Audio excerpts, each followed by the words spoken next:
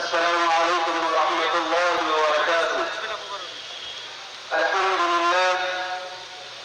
لله رب العالمين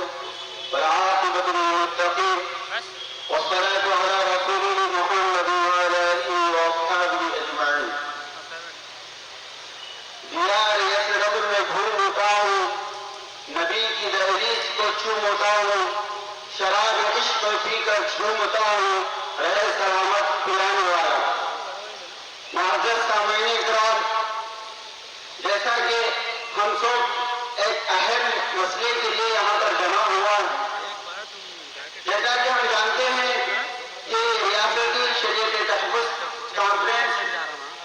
جو سیرت اکیڈمی کی جانب سے اس شہر محروم نگر میں منعقد کی گئی ہے، اس کا یہی مطلب ہے کہ حکومت ہند جو مودی گورنمنٹ کہتے ہیں، جو اس کو صحیح معنوں میں اس کو RSS کی گورنمنٹ کہتے ہیں، جس کو RSS نے پیدا کیا ہے، RSS کی شاخوں میں جو ایک شاخ BJP، اسی کی آج گورنمنٹ کر رہی ہے. اور ہمارے وزیر اعظم صاحب